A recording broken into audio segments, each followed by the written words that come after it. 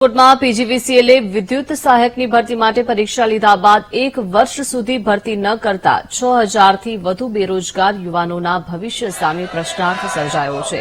પીજીવીસીએલની corporate ઓફિસની બહાર 2 દિવસથી 100થી વધુ ઉમેદવારો અને 300 યુવાનો સાથે ધરણા પર બેઠા છે। ધરણાના ત્રીજા દિવસે એનએસયુઆઈના પ્રદેશ પ્રમુખ સૌરાષ્ટ્ર, કચ્છ અને ગુજરાતના ખૂણે ખૂણેથી ઉમેદવારો પહોંચ્યા હતા। ન્યાય નહીં મળે ત્યાં સુધી આંદોલન ચાલુ રાખવાની એનએસયુઆઈ અને ઉમેદવારોએ ચીમકી ઉચ્ચારતા આંદોલન વધુ ઉગ્ર બને તેવી શક્યતા છે। વર્ષ 2023માં પીજીવીસીએલે ઇલેક્ટ્રિક આસિસ્ટન્ટની ભરતી માટે પરીક્ષા લીધી હતી। મોટાભાગના ઉમેદવારોએ 90 માર્ક્સ મળ્યા છે। પીજીવીસીએલના આસિસ્ટન્ટ જનરલ મેનેજર કટારાએ ઉમેદવારોને આરટીઆઈમાં બતાવેલી 361 જગ્યાની માહિતી ખોટું હોવાનું જણાતા આશ્ચર્ય થયું છે। પરીક્ષા બાબતે વિદ્યાર્થીએ કરેલી આરટીઆઈમાં 361 જગ્યાએ ખાલી હોવાની માહિતી આપવામાં આવી હતી। માહિતી આપનાર અધિકારીને નોટિસ આપવામાં આવી હોવાનું પણ જાણવા મળ્યું છે। ક્લાસ 1 અધિકારીઓ આરટીઆઈમાં ખોટી માહિતી આપતા હોય તો કોના ઉપર ભરોસો કરવો તેવો સવાલ ઉમેદવારો કરી રહ્યા છે।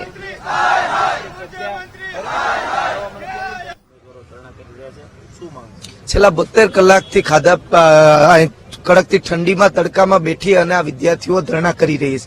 ખાસ માંગણી એ છે કે જે પીજીવીસીએલને GSO4 મુજબ ભરતી કરવાની હોય છે એ આજ સુધી ભરતી કરીને ત્યાં તમામ ઉમેદવારો ક્વોલિફાઈડ ઉમેદવારો છે, 90 માર્ક વાળા ઉમેદવારો છે। ત્યારે ક્લાસ 4માં જો 90 માર્ક હોય તો એક ખૂબ વિશેષ વાત કહેવાય। જ્યારે GSO4 મુજબ આ લોકોને ભરતી કરવાની વાત આવી ત્યારે ફરી ગયા કે ભાઈ અમારી પાસે જગ્યા નથી, પણ આરટીઆઈમાં સ્પષ્ટ ઉલ્લેખ છે કે 365 જગ્યા તો ખાલી 8 ડિવિઝનમાં છે। આવા કુલ 46 ડિવિઝનો છે। તો સરકારને અને પીજીવીસીએલ ભરતી કરવામાં વાંધો શું છે? અમારી એક જ માંગણી છે કે જે આ વિદ્યાર્થીઓ છે જે મેરિટ લિસ્ટમાં આવે છે, જે વેઇટિંગ પીરિયડ પૂરો થવા ઉપર છે, ઘણાની ઉંમર મર્યાદાઓ પૂરી થાય છે, તો એવા વિદ્યાર્થીઓને ન્યાય મળવો જોઈએ। જ્યાં સુધી ન્યાય નહીં મળે ત્યાં સુધી અમે અહીંયા ધરણા ઉપર બેઠવાના છીએ। અમે લોકોએ 2 વર્ષ એપ્રેન્ટિસ કરી અને 2 પરીક્ષાઓ પાસ કરી, ઓલ ટેસ્ટ 2 વખત આપી અને અહીંયા આવ્યા છીએ।